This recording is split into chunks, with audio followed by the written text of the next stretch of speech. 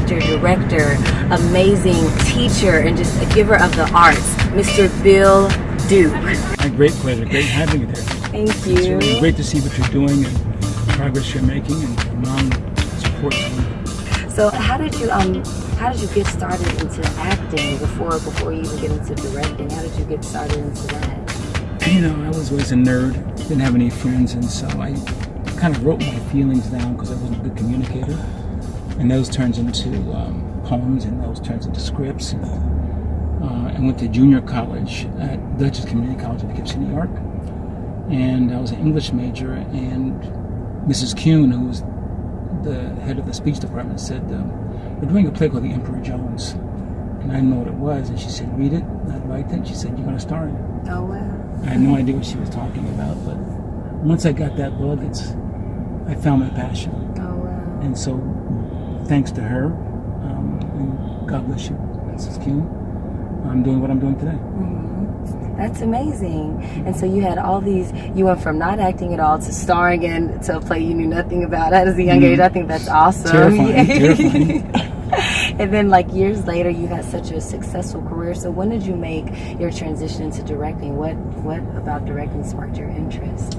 Well, I started out as a theater director in New York. I went to attended NYU School of the Arts and directed some off-Broadway shows there, and worked at the Nero Ensemble Company. Theater, it's a very powerful medium, you know. You don't get a second take in theater, just one take. That's it, and that's it. Okay. That's why I admire comedians, because comedians don't get second takes. If the joke don't work, it just doesn't work. And you know what the sad part is? When it don't work, they're trying to make it work and it gets worse. That's bad for comedians. But anyway, I started out directing theater, and I came out to LA, and I was always interested in film, but intimidated by the equipment and the crew and the size of things. And but I was on a show called Palmerstown, USA. It was on for 2 seasons, and as an actor, I was doing very well. And then they had a thing called TVQ. If you were too exposed, you couldn't get hired for a couple of years. So I went from working straight for a couple of years to no work at all. And I said, I better get over my fear of directing maybe. So I applied to the American Film Institute and got in. Oh. And from that point on, you know, it was. I take my first job though, which was, it's crazy, but I'll tell you how I got it. I had directed a film called The Hero at AFI. It got some awards and so on. And I went around to all the studios and networks trying to get a job directing. And everybody said no. I was depressed, so I went away to a meditation retreat. I do transcendental meditation, and it was relaxing. And my agent called me and said, David Jacobs over at Knots Landing wants you to come in. I said, wow. So I just drove back so fast to LA, and that Monday morning I was in David Jacobs' office, and we talked, and I said, okay. And 2 days later, my agent calls and said, you got the job, directing on Knots Landing.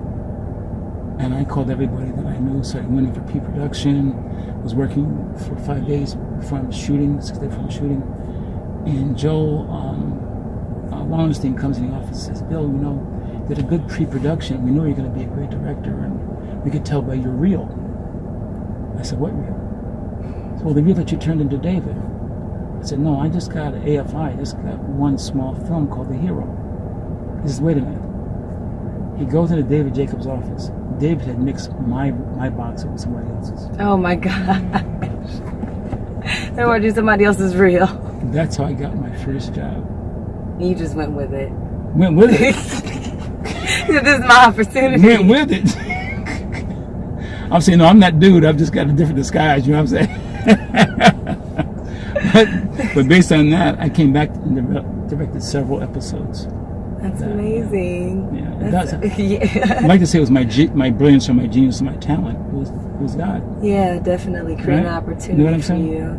Yeah, I definitely know what you're saying. I think it's amazing how you said you were getting those rejections and you didn't give up. You just went into the meditation retreat. Yeah, well, the thing is, and I fear for young people coming out here in this business this day, because they don't. how can I say, you and your mother are doing a great job. You understand the business of the industry. It's not just about acting, directing, singing, or dancing. You're doing your own show, you're producing, you're directing, you're doing everything, because we're in the media business, not just the film and TV business. And so people like you are attracting eyeballs. Once you attract eyeballs, they come after you, as you know, right? So, I mean, but young people come out and they just have passion. There's nothing wrong with that. But understanding how the industry functions and the paradigm shift in the industry, it's hard to survive unless you're just lucky. But hopefully, you know, some of the stuff that's happening now with the painkillers they're taking, meditation helps because it's healthy, but rejection is a rough business. It's a tough thing. You have to be strong. They say don't take it personally. How can you not? But how can you not? When it's your art, it's your love. That's right. You can go up for 5 auditions in a week and you get nothing. Either you meditate, pray, or you drink or take drugs. Exactly, and hopefully it's the first two. You know, you're meditating and you're praying and you're getting your mind right, because it's always going to be hard. You know, always going to be challenged, even if you're on the top, right? It's like new levels, new challenges. You know, you're always into the roller coaster. There's never. I mean, even the people who are at the top, they don't stay there. I mean, they have their dips, and like Tom Cruise with. The new film, The Mummy, just came out. That's Tom Cruise. It's crashed and burned here. So, you know, you never know. And I think that's, that's just, it's so amazing how you just always like persevered and stayed so focused. And, you know, and like you're saying, it's a roller coaster, and how we have to just stay so driven in it. How did you get into teaching? Because I feel like when you teach, why I'm such a huge fan and why you've influenced my life so much, because you really do. It's like when we're taking the acting class, it's not just about acting. You talk about what we're talking about right now, how you have to have your personal, you know, your personal life together, your mind, your spirit, your heart. So then what made you want to just start giving back to all of us, you know, young, old, you know, people that are like just getting started in the game, people that have been in the game? What made you want to start giving back to people? Well, I wanted to impact the suffering that I saw, my own suffering, in terms of all the things that you have to face in this industry, particularly whether you're black or white. Particularly if you're black, it's a very different set of challenges that you face. And I wanted to be able to let people know it's okay to have your passion, but you have to understand how to survive. And no one's going to tell you, because that's your competition. And what is it? There's a saying, you know, don't be playing checkers in a chess game. You got to play chess. And I wanted to give them understanding how chess is played in this industry. Not that I'm the best chess player, but I know some of the moves. Or as Malcolm X said, no matter how good a football player you are, if the name of the game is baseball, you better get yourself a damn bat. You'll be standing at home plate forever with a football in your hand and a helmet. Yeah, missing out, looking silly. But they're going to tell you, you're a good football player. Keep on playing that football, you're good. But they're playing baseball. So I wanted to just let people know from my experiences the game and what game is being played now, and some of the tools you have to survive this game. Because, as we just said, I mean, people say, get over the rejection. It hurts. It is definitely does. It's not rejection of just the job, but you feel it's a rejection of you. And the question is, how do you deal with that? And so I wanted to give back in terms of how I've dealt with some of it through my meditation and prayer and having God in my life. And I'm not a religious person, but I know God exists because I can tell you things that happened to me that I know it wasn't me. It was something more powerful. Yes. Make any sense? Oh, it makes complete sense. That's a big truck, I know it's a lot going on in Miami today. It's a lot of the weather. I hope you don't get mad at us. So I wanted to talk more about Created Equal. So what can we expect in this film? Well, I'm a big promoter of women's rights because I had a great mother and aunts and grandmother, and My sister's still living, and I see how women are treated in the workplace, for example, doing the same job, getting paid less, or coming up with ideas and somebody else taking the credit for it. There's something wrong with it. And so this film gave me an opportunity to talk about that topic. It's about a nun in the Catholic Church who wants to become a priest. And they give her reasons why she cannot. And she ends up suing the church because she says, it's because I'm a woman. I mean, I love the Catholic Church. I love everything you're doing. I just want to serve more at a higher level. And so when they say no, she challenges them and goes to court and has battles and stuff. But it really talks about two things. One, her rights in terms of being a woman, being rejected, but also the church's rights. The church, they're not bad guys. They have a belief system. And based on that belief system, that's how they run the church in their lives and everything else. And so when she comes along and challenges that, they confront her. And so we tell both sides of the story. And you, the audience, make up your own mind which side you believe. Okay. We don't tell you what to think about. Okay. You make your own mind. I'm so excited about that. Yeah, I can't wait to check it out. Why would you bring your movie to ABFF? Why do you think, what is so important about this festival? Well, it's probably, first of all, it's one of the more important festivals in the country. But also in terms of this distribution, distributors come here, filmmakers come here, producers, funders, sponsors like Cadillac, etc. come here, but also other filmmakers who come and see your film and give you honest feedback. And I'd rather have that than just somebody tell me, well, how wonderful it is because they're my friend. I'd rather, like we had an audience last night, we played it for an audience, that diverse audience, and they gave us their feedback. And I just want to know that we have the support of a system like this because it's supported. And ABFF has been since 21st year. I started back in Acapulco. It's amazing. Acapulco, I was there the first year, and it's been a long journey for Jeff, but it's grown and it continues to grow, and it's great to see how they're leveraging their brand in many ways.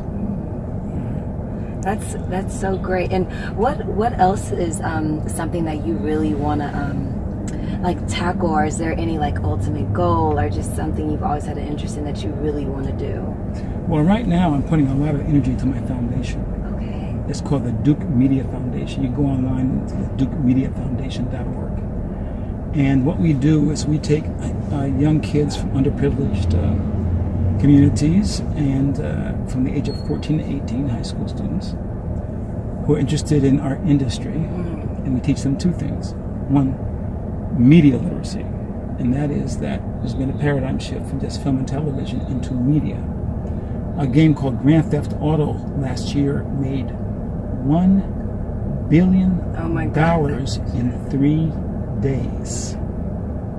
No film, no piece of music has ever made $1 billion in 3 days. People love Grand Theft Auto. The kids really love that game. And it's a very violent. Very violent. But it made money.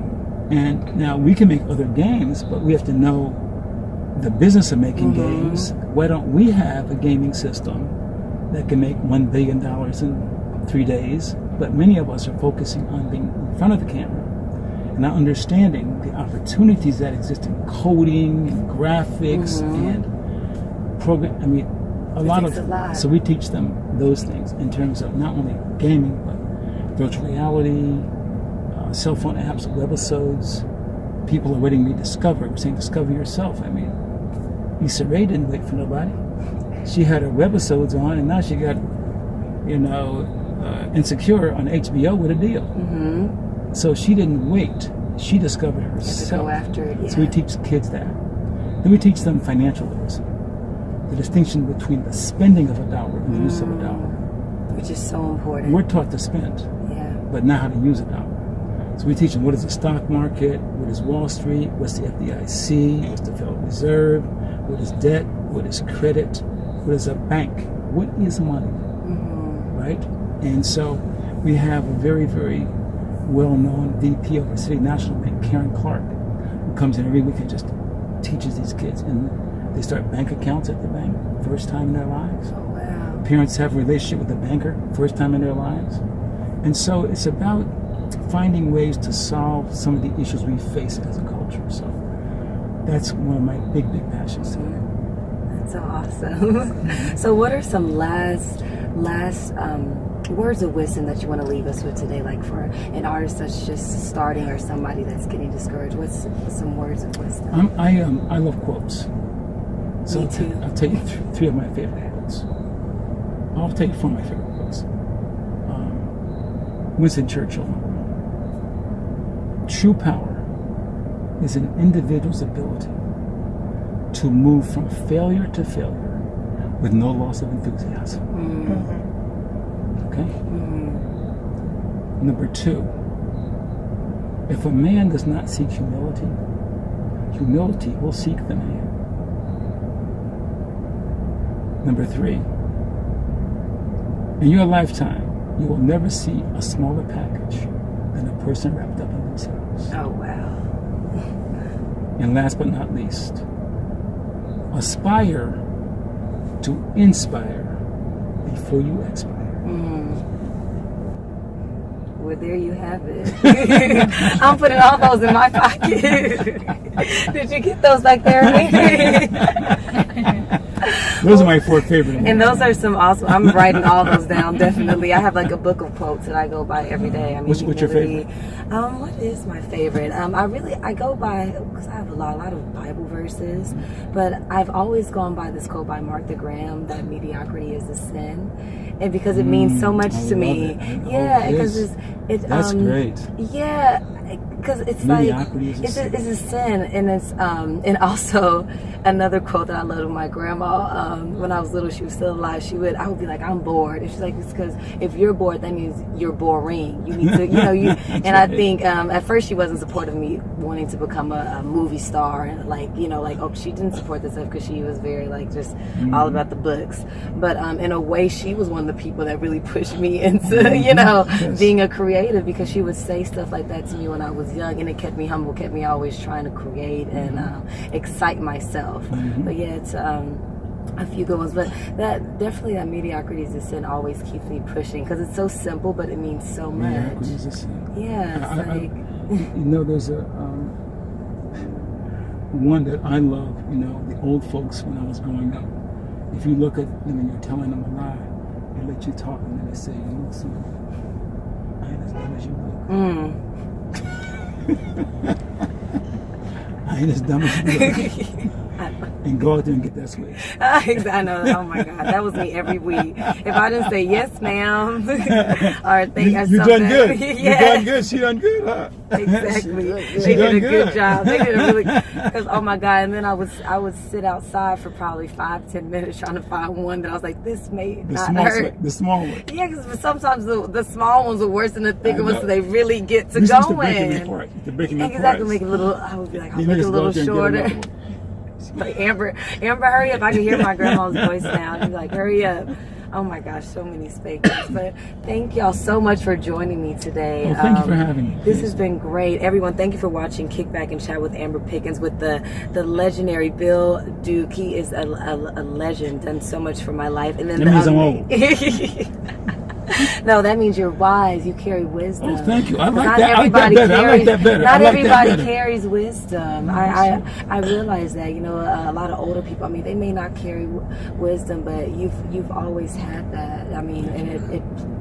And every moment, even if I didn't understand it when I was in middle school, I would write it down. And I look back at my journal sometime, even from taking like Tasha Smith's class when I was high school. I was like, I may not understand what she's saying, but I'm gonna write it down anyway. And now I look back at the people that have made such a huge impact on me, and I'm like, I get it.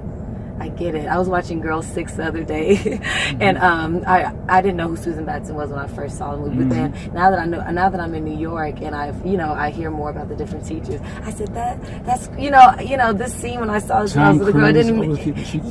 I was like, I didn't even know who this one was when I was a little girl. Now I'm trying to make sure I make time out of my rehearsals and stuff to make sure I get to go to this acting class. So it's full circle. So I just want to say thank you for just sharing your wisdom, because it bridges the gap for me and so many. So then we could know what to carry throughout our lives. So thank you for that. Well, thank you for being willing to listen, because as you say, you know, the people that went before me are responsible for my success. The Sidney Poitiers, the Brock Peters, all Paul Robinsons and Gordon Parkses and Lloyd Richards, and who suffered through things that we cannot imagine. I mean, Sammy Davises of the world, who he was saved by Dean Martin and Frank Sinatra, because he performed in Vegas but could not go in the front door of the club. They made him go in the Whenever back. I hear those stories, that just go in the amazes back me. door. Until one day Frank Sinatra said, "If Sammy can't come in the front, we ain't coming to the club." So I'm just saying That's what it takes, yeah. I mean, there have been so many and I'm not saying for myself, but there should be an understanding that there are people that have gone before your generation that have made sacrifices so that your generation can be here, and for mine to be here also. Thank you so much. Thank you. This has been so great. Thank you, everybody, for tuning in with the legend Bill Duke. Happy for you. Very proud. Thank you so much, Mr. Thank you. And the amazing Amir Hurt, the publicist of Created Equal. Everyone, please check out Created Equal, directed by Bill Duke. And we're joined by the amazing publicist, Amir Hurt. So everyone have a great day, and thank you for coming on this Cadillac experience with us.